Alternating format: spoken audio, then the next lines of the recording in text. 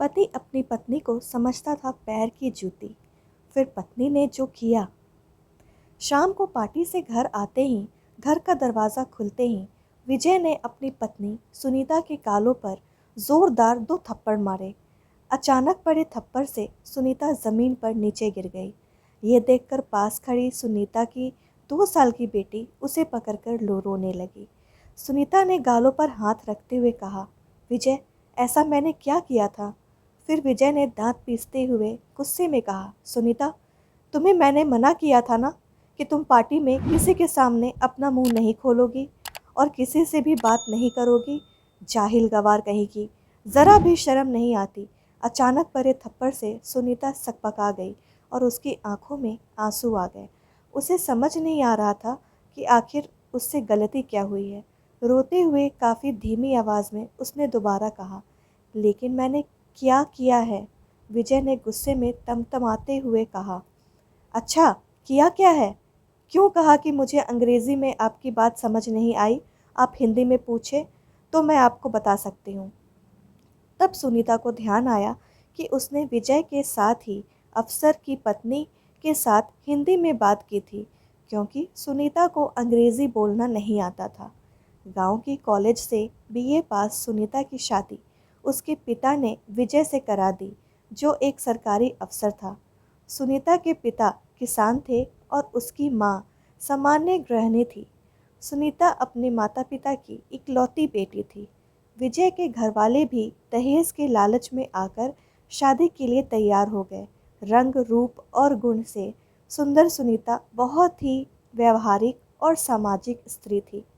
इसके विपरीत विजय व्यवहारी और अहंकारी व्यक्ति था। उसे अपने पद और प्रतिष्ठा का इतना घमंड था कि उसके आगे वो किसी को कुछ समझता ही नहीं था, खासकर अपनी पत्नी सुनीता को तो वो हमेशा से अपने पैर की जूती समझता था। उसके लिए पत्नी का मतलब सिर्फ घर की नौकरानी था।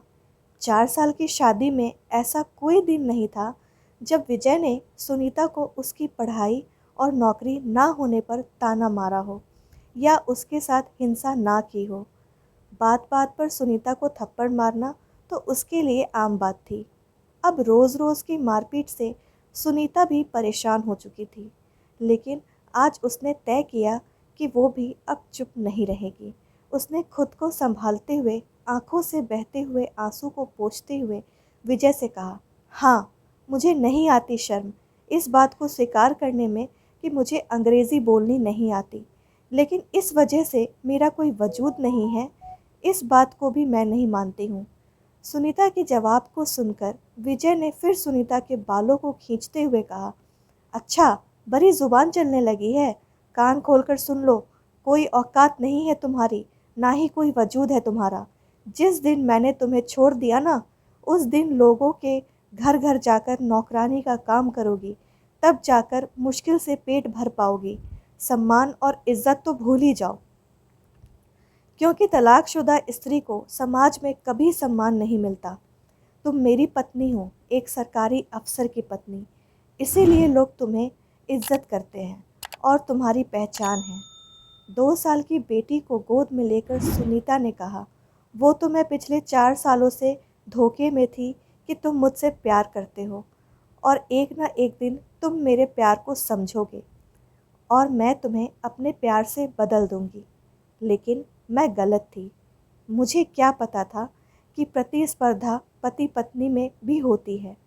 ठीक है विजय, मैं जा रही हूँ, हमेशा हमेशा के लिए तुम्हारी ज़िंदगी से। अपने स्टैंडर्ड की दूसरी पत्नी ले आना, अपने लिए तलाक के पेपर भेज दूंगी। सुनीता अपने गांव अपने माता पिता के पास चली गई। समाज के ताने बाने को सुनकर भी उसने कभी हार नहीं मानी और सामाजिक कार्यों में जुड़ गई और अपने दर्द को कलम की सहायता से डायरी के पन्ने में लिखने लगी।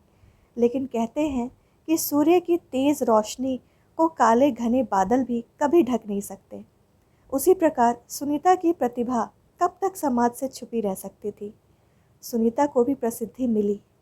पूरे 20 साल बाद, कड़े परिश्रम के बाद आज जब सुनीता और विजय का सामना हुआ तो पुरानी कड़वी बातें याद आ गई।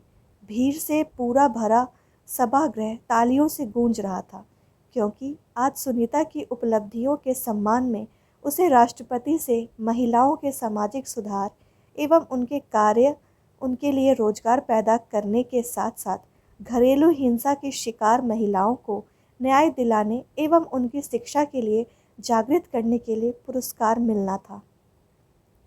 भीड़ में आज विजय भी नजरें झुकाए हुए, हाथ बांधे पीछे लाइन में खड़ा हुआ था। विजय को आज समझ में नहीं आ रहा था कि जिसे वो गंवार समझता था, दरअसल वो तो बहुमुखी प्रतिभा की धनी थी। समाज में प्रसिद्ध लेखिका और समाज सुधारक है, जिसका सब सम्मान करते हैं। आज उसे आगे बढ़कर बधाई देने में भी संकोच हो रहा था। तभी एक पत्रकार ने आगे बढ़कर सुनीता से सवाल पूछा कि मैडम, आपके मन में सामाजिक सेवा का ख्याल कैसे आया? आप अपनी सफलता का श्रेय किसे देना चाहेंगे? जैसा कि हम सब जानते हैं कि परिस्थितियों से बड़ा कोई गुरु नहीं होता। कठिन परिस्थितियों में हमें मजबूत बनाती है। इसीलिए आज मैं उस व्यक्ति का दिल से आभार व्यक्त करना चाहूँगी जिसने मुझे अपने जीवन और घर से मुक्त कर मेरे स्वाभिमान को जगाया।